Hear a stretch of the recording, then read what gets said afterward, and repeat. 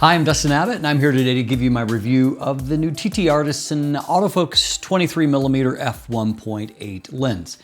Now, shortly after TTArtisan's release of the Mark II version of the AF 35mm F1.8 that I just got done reviewing is the new 23mm F1.8. And this kind of completes what I would call the traditional trilogy of prime lenses, covering the full frame equivalents of 35mm, 50mm, and 85mm, kind of the primes, so to speak. So is the new 23mm a lens worth checking out, particularly since you can get it for about 125 bucks? Well, let's dive into it and find out. First of all, in terms of build and handling, this lens will be coming for the Fuji X, Sony E, and Nikon Z APS-C mounts. I'm reviewing it on Fuji X here today. It has a 34.5mm full frame equivalent, basically 35 millimeters, and the lens is it's larger than what the 35mm Mark II was, but it's basically identical, probably the same housing as the 35mm Mark I. So that's a lens that is 65 millimeters in diameter, 60 millimeters in length, or 2.55 by 2.36 inches. It has a 52mm front filter thread that is shared across this series, and it weighs in at 210 grams or 7.4 ounces. Now, like all of these lenses, it does have a really kind of sharp looking anodized black finish. Everything is metal up into including the manual focus ring. There is no aperture ring on this lens, nor are there any switches. So I'm reviewing on Fuji, and of course that is it's kind of a big deal for probably more Fuji shooters than anything else, because that's been part of the formula, essentially, for Fuji lenses since very early on, is that the majority of them do have an aperture ring. So that might be missed here, but then again, it's a $125 lens, and so probably worth considering there. The manual focus ring itself, it moves nicely. It actually does have a nice weight to it. On Fuji, more so than what I see on other platforms, when you get down to fine tuning, what I find on Fuji very often is that focus doesn't happen in this, manual focus, I should say, doesn't happen in this kind of linear sweep. Rather, it's like little blocks of focus as you go along. So it doesn't really feel like a true manual focus simulation for me, but of course your mileage may vary.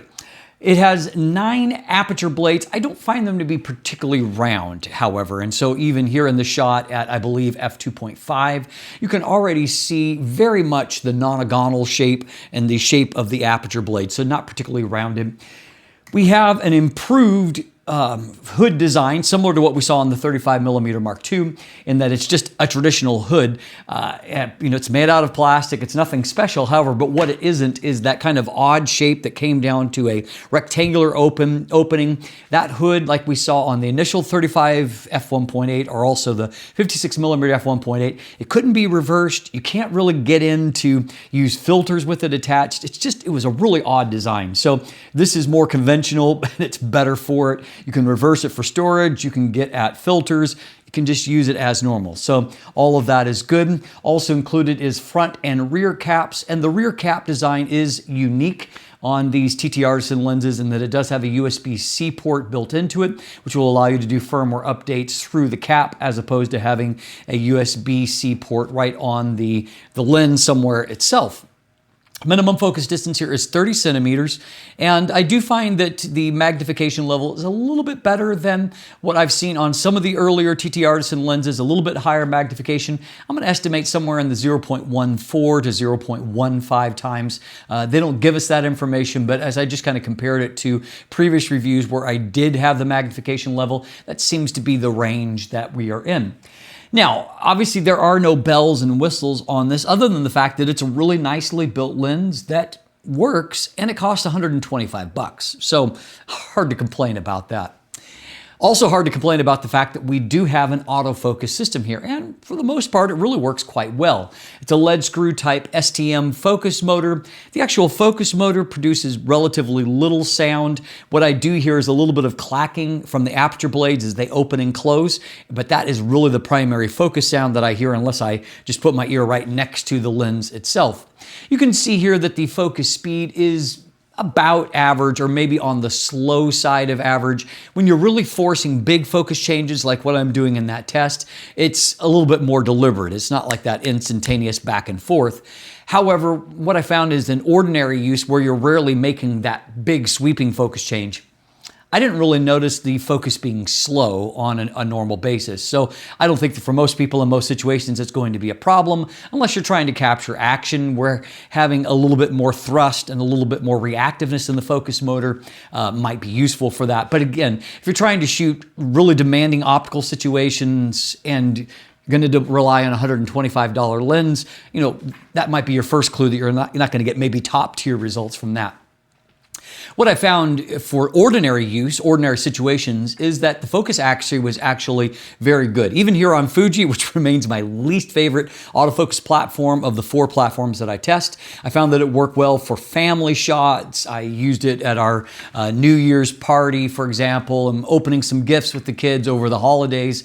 And in all of those situations, focus locked on. It gave me well-focused results with good accuracy. I found in some shots of the pets that everything was good there.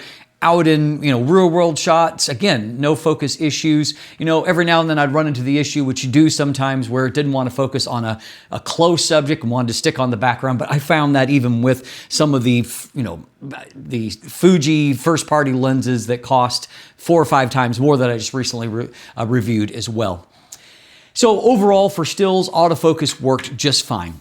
When it comes to video autofocus, I found that pulls, you can definitely see some visible steps. That tends to be an issue often on Fuji, but it was definitely an issue here, and it stood out to me that you could see it there. I actually found that my hand test went fairly well, really. I felt like it, wasn't like flawless or, super reactive, but it went back and forth in the way that I would expect it to. You will see some kind of obvious focus breathing, so because it's there, it kind of draws your attention to the fact of when the focus thrust starts to happen. It's as if the whole kind of perspective moves with that due to the focus breathing.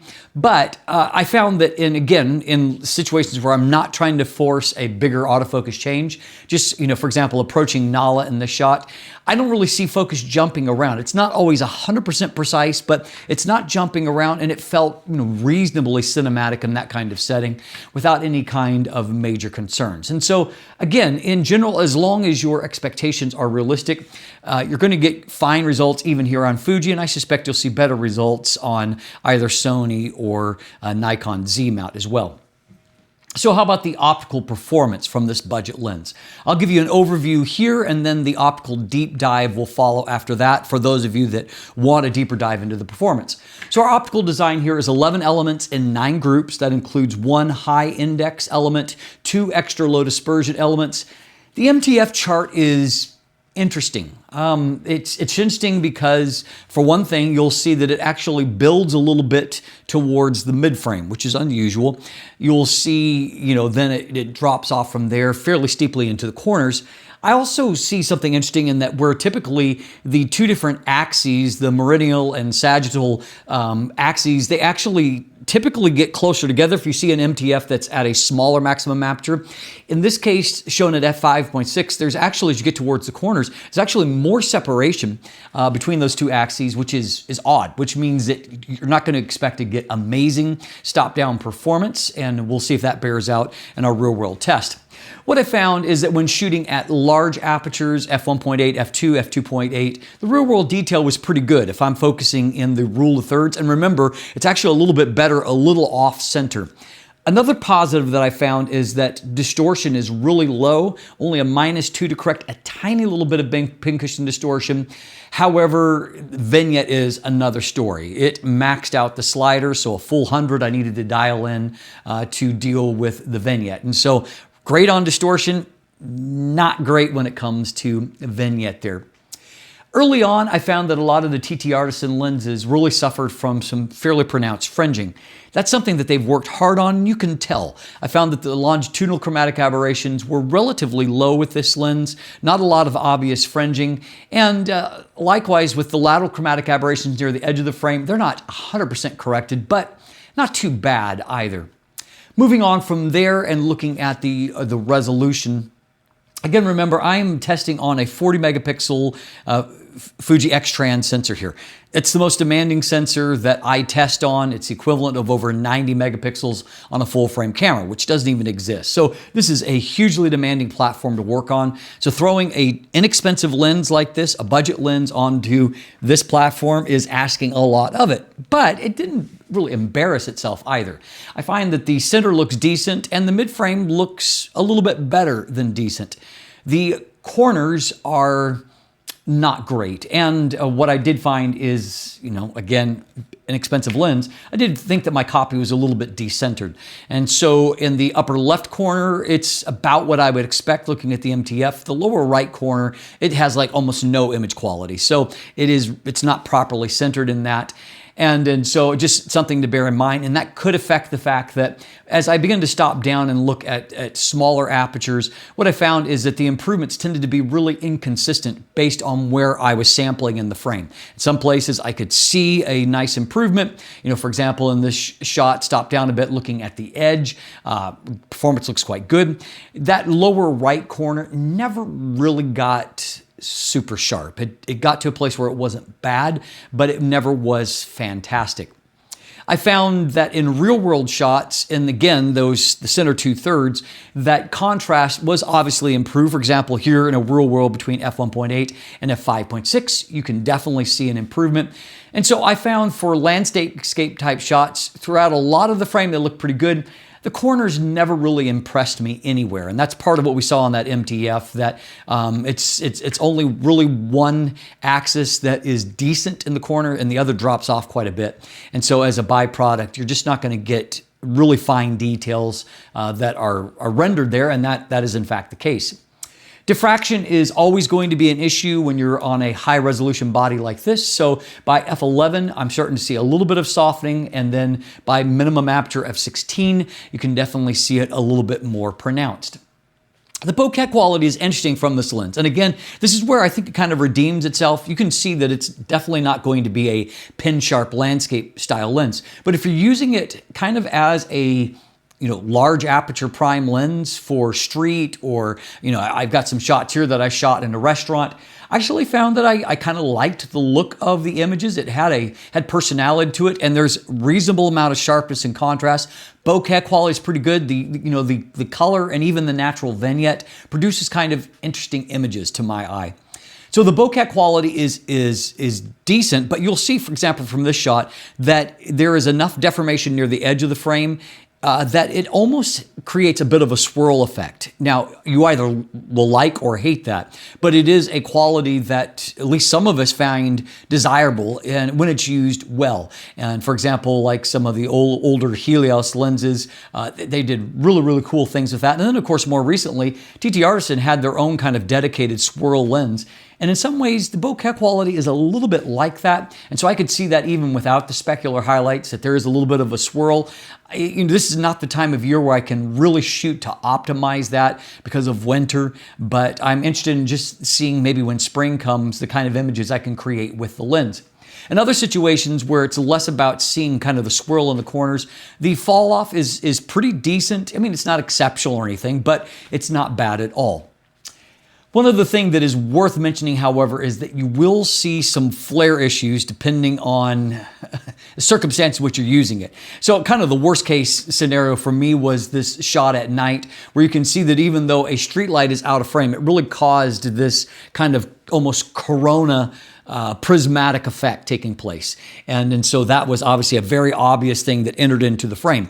And you can see in some of these other real world shots or even pans here back and forth that particularly wide open at large apertures, you see some just blooming and loss of contrast, discoloration that comes in the image.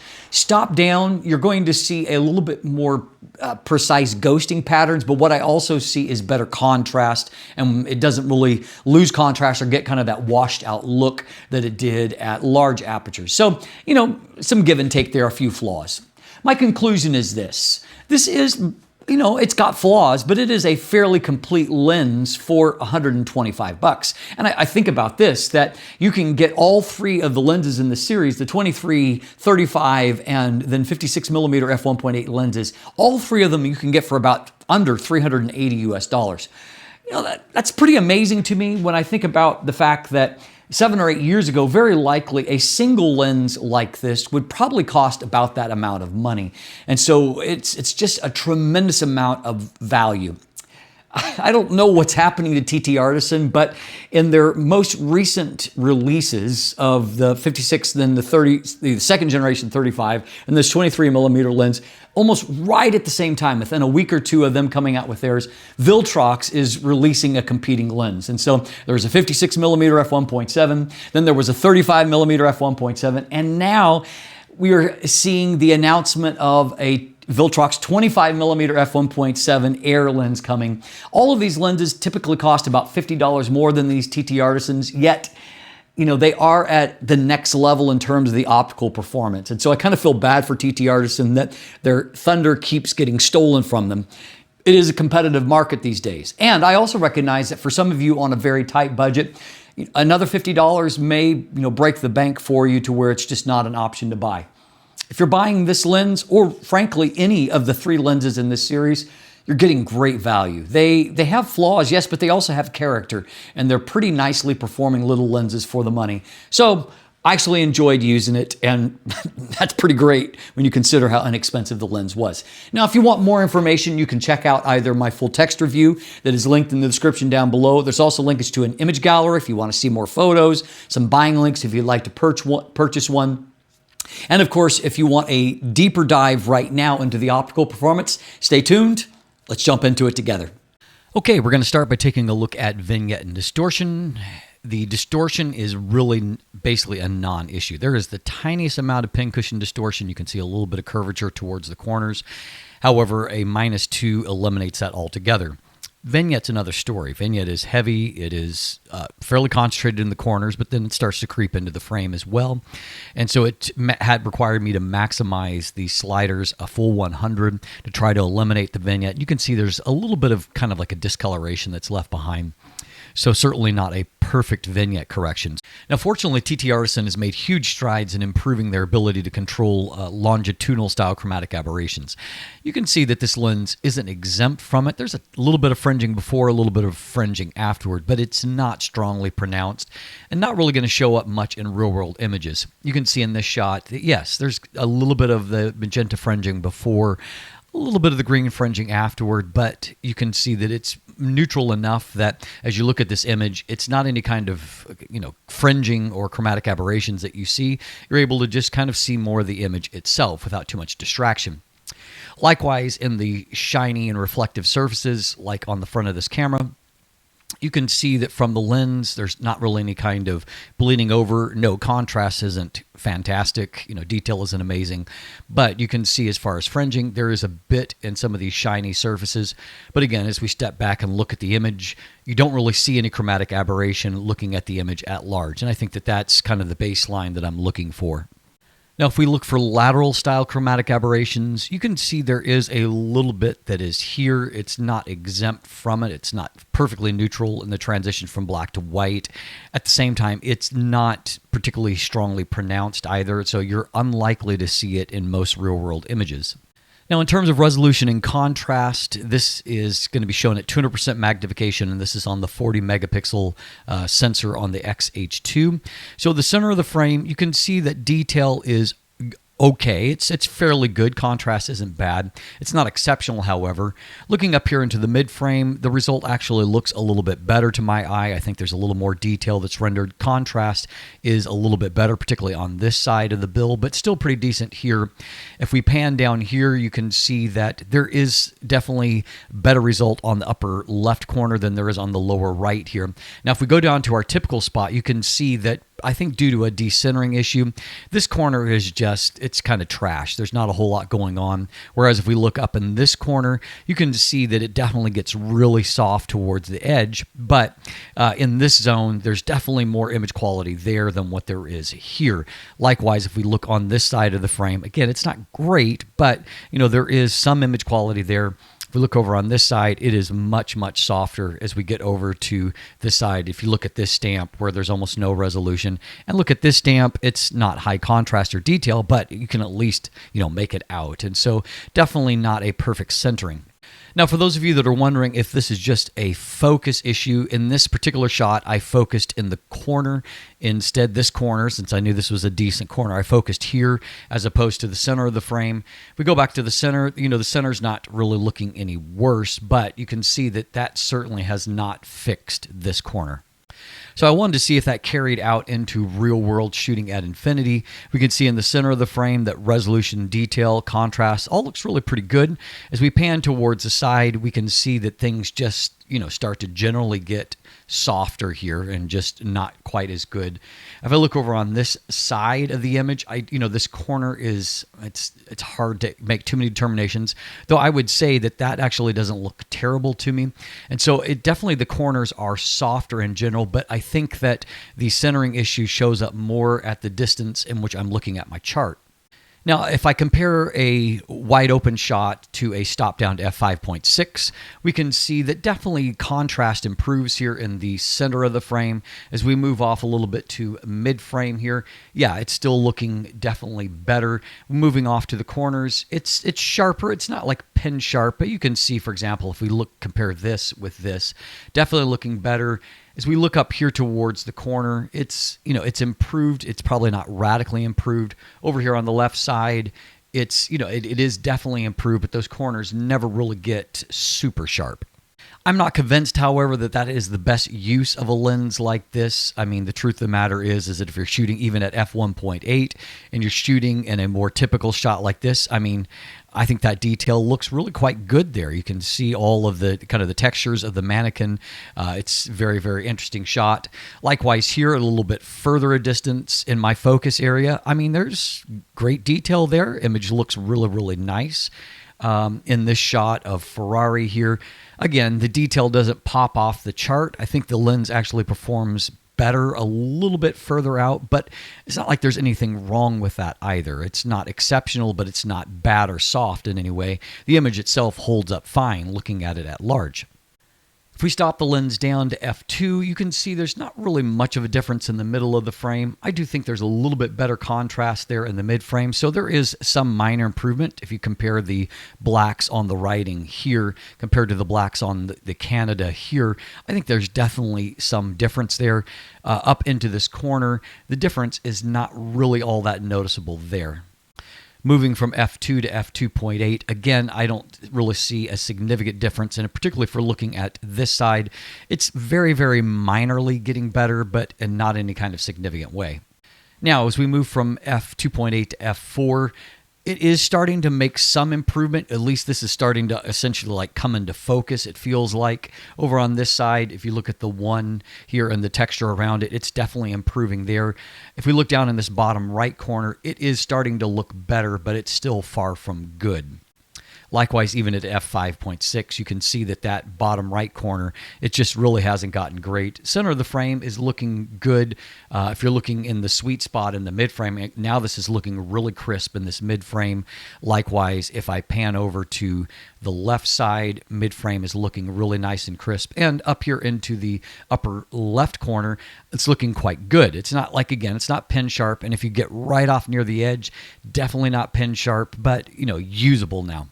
But after f11, you'll see that diffraction starts to soften the image further, and that's minimum aperture is f16, and you can definitely see it starting to soften up due to the effects of diffraction. Now, what we can see is that while the level of magnification, it isn't exceptional, but it's not bad either. Up close, contrast is just very ho-hum at f1.8. If you're working up close, you're probably going to want to stop down to try to get more detail. When you start to stop the lens down, this is at f2.5, I believe, you can see that, first of all, I mean, obviously our contrast is improving on our subject, but as far as the bokeh quality, while the inner lining's not too bad, you can definitely see the shape of the aperture blades. So they're not particularly rounded, so that is going to be a factor that you're going to quickly get to this nonagonal shape from the 9 aperture blades. The other thing is that when composed near the edge of the frame, there is definitely kind of enough of a pinch to produce kind of that swirl type effect, as I mentioned earlier. And so that is going to show up a little bit in shots like this. I'm not really at the peak kind of swirl point, but it is, for those of you that kind of like the swirl effect, this is an image or a lens that's going to, kind of be interesting in that regard. If you're shooting without any kind of specular highlights, and this is of course shooting up close, you can see again detail and contrast isn't amazing, but the overall bokeh it fades off pretty nicely, looks pretty good. In this shot here, obviously you have more specular highlights, but again, I think that the bokeh quality is nice enough that the lens is going to be useful for shots like this. Now, while I don't think that TTArtisan's optical glass is high-end at all, at the same time, I didn't mind the look of colors coming off of the lens. I do feel like it probably renders a little bit on the warm side, but that can be a look that a lot of people actually like. Now, as mentioned previously, flare continues to be a factor for TTArtisan's lenses, and it seems like their coatings can probably use a little bit of improving. In this shot, right out of frame, there is a street light, and I was trying to get rid of this, but I wanted to compose with the building in the frame. I couldn't really get away from the corona kind of prismatic effect that was taking place. Some other little ghosting artifacts. This is f2.8 for this particular shot. What I found is that at larger apertures, up to about f2.8, there tends to be more of just flare-related issues. So in this case, we've got, obviously we've got some veiling, we've got, shadows that are lifted, we've got some prismatic effects. You kind of got a lot of different effects that are going on. You take this pretty much same shot with the lens stopped down, and while there's a little bit more of a defined ghosting pattern, you can see that contrast is just much improved, and so you've eliminated a lot of that. Here again, stopped down some. I think that contrast is held up really nicely, and the image itself looks really nice, and so it really is somewhat situational in how you use the lens. Overall, however, it is an interesting optical performance, some good, some bad. So hopefully the deeper dive into the optical performance of this little lens has helped you to decide whether or not it is the lens for you to add to your own kit. As always, thanks for watching. Have a great day, and let the light in.